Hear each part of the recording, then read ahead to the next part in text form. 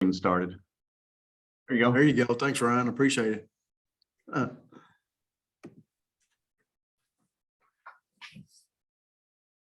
So we'll go ahead and get started. Call the meeting to order. We need a review and approval of the minutes from October 27th meeting. So I'll need a motion and a second by that. I'll make that motion to approve. Okay. That was Ryan Lucia made that motion. Jim You Travis, seconds. All right. Jim, second that. Next agenda item is public comments. Anybody got any public comments? Next we're going to county transportation updates. And I'll go ahead and start with Shelby County. Ryan, if you want to go ahead.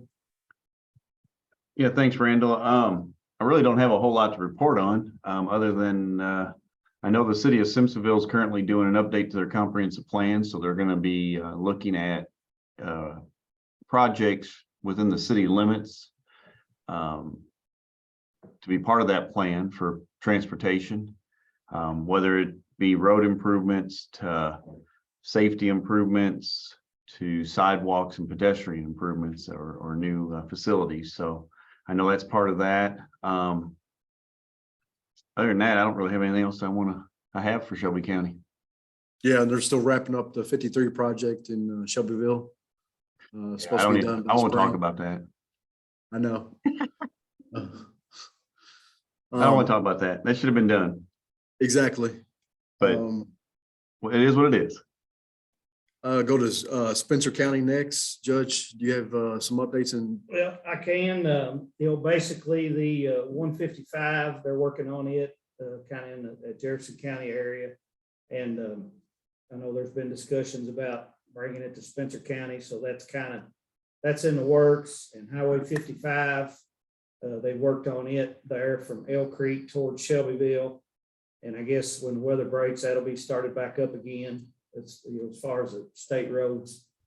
And then of course, county roads, we have the same issues, keeping them going, not slick and winding the shoulders. We're putting emphasis on getting shoulders put where folks can pass. Okay. And then doing some maintenance on some roads. One road in particular is in Jim's district, Washburn Lane. We're getting a lot of new development in that area. And then with Shelbyville, with the work they're doing there by 64, I believe we're going to have a lot of traffic that will need to use this particular road. So our court voted to go ahead and get started on doing some surveying and aiming to widen this one particular road because it'll have a whole lot of traffic on it. But unless Jim has something else to add, be my report.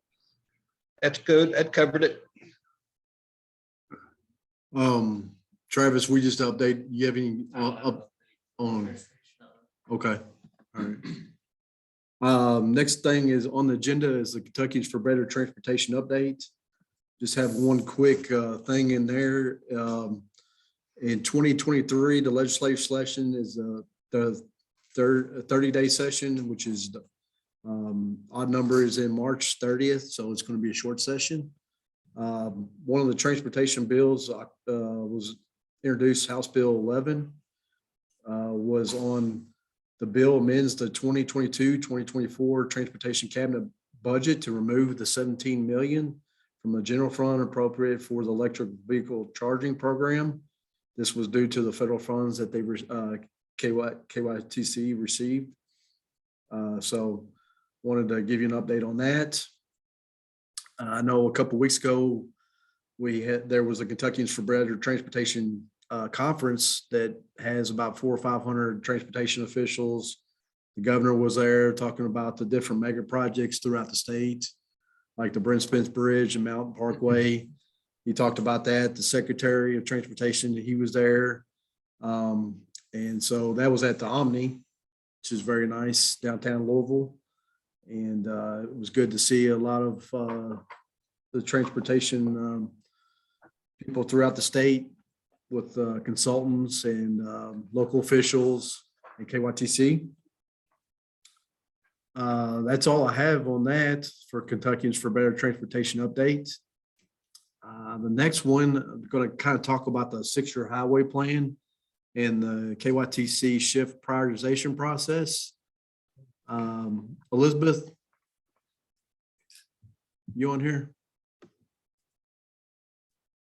Yep, I'm here. What do you need? Okay, can you bring up the Transportation Cabinet's website? Yeah, hang on. Absolutely. Maybe. If not, I'll see if I, What is it? What am I looking at? KYTC? yeah, KYTC.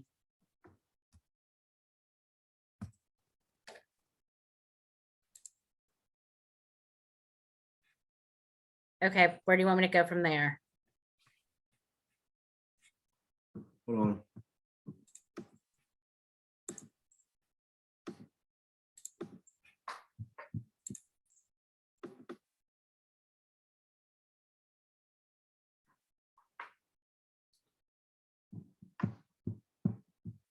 Okay. Well, I got the highway plan brought up. You know, I just kind of, it's on the cabinet's website, but I also have it downloaded on my computer. I know you guys can't see it online, but just basically want to talk a little bit about the highway plan. Is it this, the long range state highway transportation plan? No, it's an enacted highway plan. 2022. Is it not up here?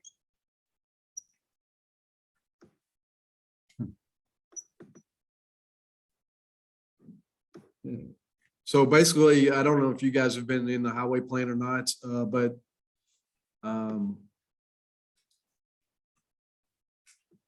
part of, let's see here.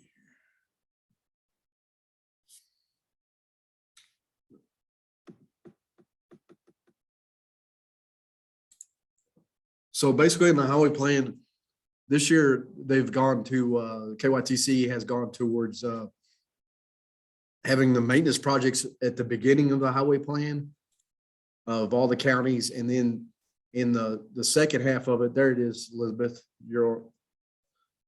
Got and, it.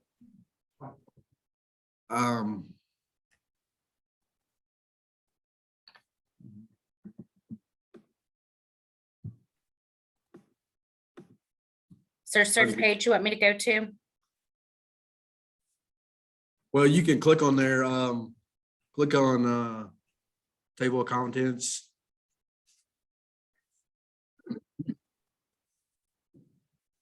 But it has all the counties projects in here. The 120 counties throughout the state.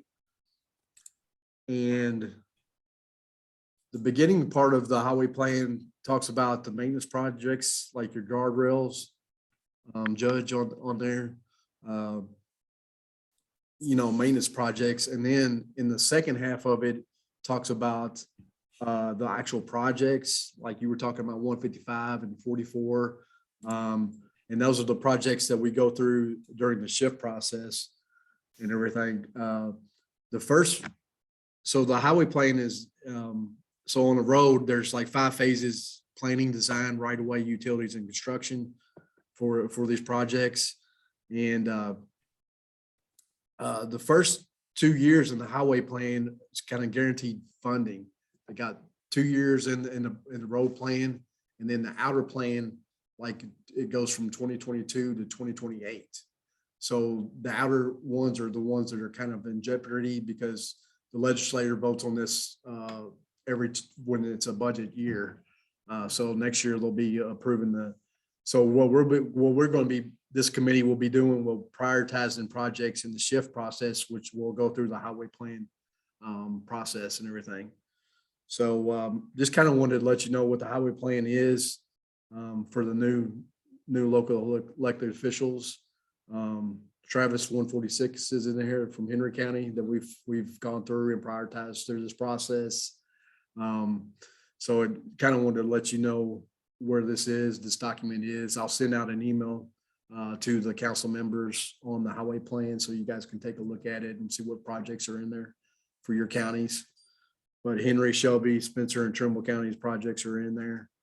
I know, Judge, we sat down back in August and went over a lot of these projects with you. So just wanted to kind of point that out to you guys. And then Elizabeth, there's another page in there on the transportation, which is the shift prioritization process. So back in 2016, when Governor Bevin was the governor, the state went through the shift prioritization. So it's called Strategic Highway Investment Formula for Tomorrow.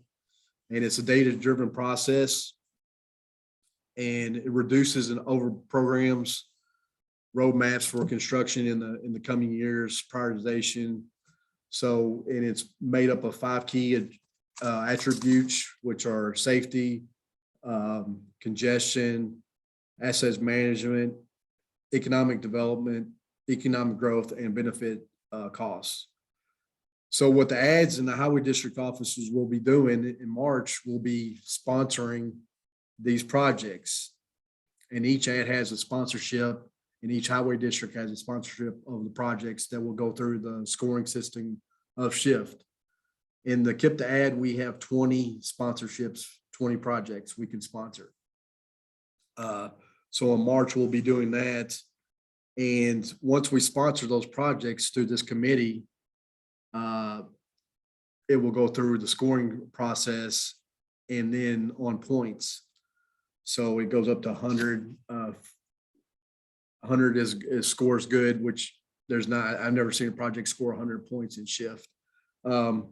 Most of your projects are going to be scoring like 40 or 50 points, Judge, on there. So kind of wanted to let you know about that. The statewide priorities, we can sponsor those, but those go into another priority fund, which are mainly your interstates and your parkways. So like 64, for example, 71, those are all in statewide priorities, and we won't need to boost those projects through this committee. The regional priorities are the ones we sponsor, are the ones we're going to need to boost. And we can combine those boosts with the district office. So usually the district office goes ahead and sponsors the projects. We don't want to sponsor the same ones they do, but most of them are usually in the highway plan. And then the Regional Transportation Council will sponsor through this committee too. I already got you one. Right here. There's already been 2 fatalities right here. Is that the 523? Yeah. 523 at US 31E. That needs a turning lane. So You can have- that's the one we're putting through SHIFT, Judge, that we Okay. talked about. That process will go through there, and then we have 9 boosting points that in the summer that we'll work with. So whatever the highway district office is, we'll find out their priorities first, and then we'll, as a committee, go through there and we can sponsor some and then boost and everything. So that's what I kind of wanted. And then it goes into a recommended state highway plan that we just talked about. And then the governor signs it. And then we have economic development plans also. So you'll need, please, y'all keep me in the loop. Yeah. Thank you. So that's all I had on that. Anybody have any questions? Ryan, you've been through this before, so you know I know Shelby County did well last time. So, the 43 and 53 intersection, that'll be going through this process again with the turn lanes. in Correct. Shelbyville that we've talked about. So. Yep. We'll be ready. I know you'll be ready. That's all I have on that. The next one is, Felicia remembers this one, the TAP grant application, when she was at KYTC. Those are now open. And I kind of want to explain what the transportation alternative grant application is. It is provides federal funds for transportation projects such as bike pedestrian facilities, historic preservation, recreational trails and safe routes to school and road user safety assessment. This is a 20% local match, Judge, 80. And that application is going on now through March 1st. When you mentioned historic preservation, so it can be totally a project of something to preserve. And then if there was a 20% match, you could get an 80%. Is that, did I understand that right? It's been so long. Yeah. Okay, all right. Well, anyway, we have a project. If it's like that, we have a historic project that fella has talked to Dustin Duncan. Is that right, Dustin? Yeah, Not Dustin. Yeah. Okay. Yeah. And in recreational trails, which goes through, I know Felicia deals with recreational trails, and that's 50. It's a 50-50. It's a Okay. 50-50 match too. All right. And that's also going on now through Wednesday, Through May. through May, Okay. right, Felicia? So I just wanted to kind of throw those grant applications out there Okay. for you, All right. Judge. And we usually assist if you guys are to the counties, but you have to have a cost estimate, maps, I've done a couple of them for sidewalks and everything, so I'd be glad to help you out. With the sidewalks from something to a school, would that go under the safe routes to school or? Yes. See, we're still working on a project and they still say that's going. But the city attorney, they had this many reasons and then some as to what's holding it up. Even though the school was built in 1982, Yeah. there's It's still no not sidewalk. fast. But anyhow, I've talked to Representative Tipton because he's chair of the House Education Committee now. And where that's a school project, hopefully they can not fast track, but maybe fast track. I don't know. Help out. They need to cut the red tape and Yes. get a daggone sidewalk before somebody gets run over. Right. Agree. Yeah. So that kind of wanted to talk about that grant application. And there's a good website on the cabinet's web. I'll send that, also email that out to you guys as well, the council members. The next thing I wanted to talk to you about was Safe Streets for All. The KIPTA region applied for the U.S. Department of Transportation Safe Streets for All grant for the U.S. DOT funding for regional safety action plan process. We're really excited about this. The goal is to create a comprehensive list of biggest roadway hotspots problems for the region and participating jurisdictions, which Henry, Shelby, and Spencer and Trimble counties are in that. KYTC is providing the local match on that. And along with our other counties, Jefferson, Bullitt, Oldham, and Clark and Floyd. So we have a regional-wide Safe Routes Streets grant application. We did that back in September 15th. And hopefully we're going to hear, Judge, something soon about that. Grant supposed to be awarded this month. I've looked on Federal Highways website. Basically we had a November meeting. I know Judge Riley was in that meeting and the rest of our jurisdictions, because we want to hit the ground running to hire a consultant, if we get the grant and everything. So this is like a safety action plan grant. And then if we were able to get this grant, then we could go look at an implementation grant. So what we're trying to is like have priorities for each county, a list of that. So we're really excited about this grant application. If we get it awarded, I know a lot of the other area development districts have throughout the state have applied for it. I mean, it was $1 billion. It was in the transportation infrastructure grant. That's really all I had on that. You guys got any questions on that?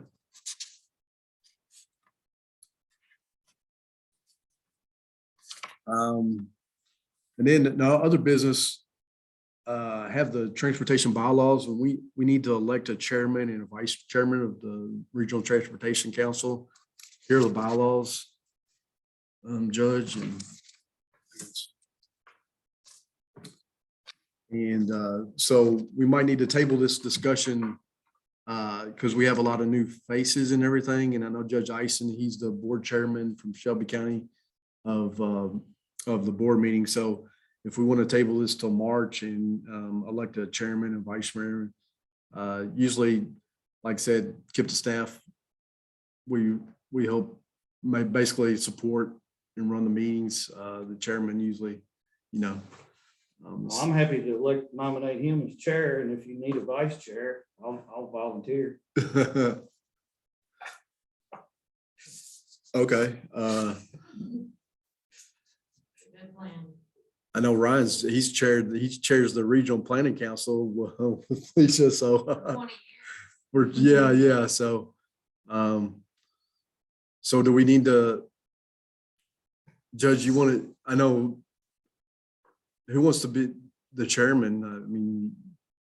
I'll nominate, if he's a past chair, Judge Ison. Well, he's the board chairman. I don't think Okay. he'll be, All right, I'm not. Ryan, The you were, current chair. Judge Pollock, he was, and now so we'll need to elect a chairman and a vice I chairman. mean, I'll happy to volunteer. Okay, If you- Yeah.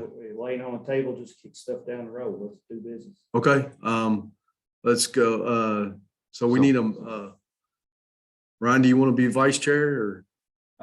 Randy, I'll do whatever it takes. I don't know who's speaking there. I didn't know who that was. That was the judge from Spencer County. Oh, okay, all right, yeah. I So we mean, just need a motion to elect Judge Travis as the chairman of Regional RTC and vice chairman. Ryan, do you want to be? oh, I vice don't chair. mind. I can do that Okay. if you need me to. Okay. So we just need a motion and a second on that election for chairman and vice chairman. Okay, if I can make the motion, I'll make the motion to elect the chair and the vice chair as noted. Okay. Just need a second. Jim, you want to make that motion? Yeah, I'll second that, Jim. Okay. That's all I really had. I know, Elizabeth, you still on here? I'm still here. Hi. If can you just, one other thing before we adjourn, can you just briefly mention what you do over at Sure. Every Community Absolutely. Council? Yes. Let me try to take myself, so you're not looking at Greg. Give me a second here. Can't find, He's got that Wildcat blue on. I know. And of course I can't, okay. Hi, everybody. I'm Elizabeth Bowling Schiller. I am the program manager for the Every Commute Counts Regional Rideshare Program. So our program is rideshare throughout our 9 counties, and rideshare, and the term that we look at is anything that is not a single occupancy vehicle. So bike pooling, van pooling, carpooling, anything that walking to work, anything that's not driving your own car. So our largest program, so we have 2 aspects of our program of Every Commute Counts, the education outreach aspect of it and our van pool program.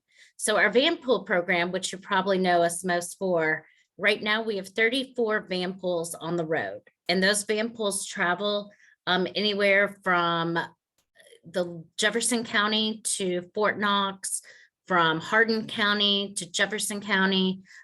We have a new van pool that is starting, that is going to be kind of just taking that route in Oldham County, parking over at the Apple Patch and going down to the Federal Building. We have 2 van pools now that actually are using that route, which would have been a transit route, the express route back in the day. And we have 2 van pools that have filled in that void. So we just encourage our participants to look at alternative ways to transport themselves to work. We work with employers. Our goal, we just hired Nita, who you may see in a little bit because we are going to walk over to the other building. But our goal is to get out in the community, to get out in your communities and talk to folks that have long commutes. Van pooling really is most successful when it's at least a 20 mile one-way drive. So those folks that could be going to Frankfort from your counties, that could be going from, Trimble County all the way down to Louisville, the Rawlings company right there in Oldham County. We used to have 4 van pools that were going there. We're still kind of fighting a little bit with the teleworkers and the work from home. So that has definitely caused some issues with our program. Prior to the pandemic, we had 70 van pools on the road, and right now we're holding out at 34. Most of our van pools that we have seen that have dropped off, it has been for telecommuting. But if you can read any article, Wall Street Journal, anything around any other publications, I think that's going to start to change a little bit as employers are looking to have their employees come back to work.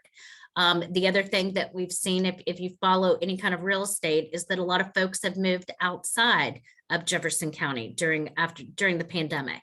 People want a little bit more space. They were working from home, other reasons. Well, now if those folks have to go back into the central business district, there could be opportunities for those people to ride share in our surrounding counties. So just keep an eye out for us. I'm probably going to come again, talk to you guys. Love to talk to any of your chambers, economic development, or just meet with you a little bit about certain areas or any kind of employer that may be drawing folks out of your county into your county, or those jobs that are going from your county, your residents that are going out to Jefferson County, Frankfort, Fort Knox. But thanks for the opportunity. Like I said, I always enjoy hanging out with you guys every other month, seeing what's going on out there in the region. We like to serve the region also in our department. There you go. I understand that. So, Elizabeth, I appreciate you giving an update on every commute counts and everything. No worries. And like I said, we're coming over there in a minute. Okay. All right. That sounds good. Okay. That's all I have, guys. Just need a motion to adjourn. Move to adjourn. All right. Second. Sounds good. Good seeing everybody. Y'all have a good All right. one.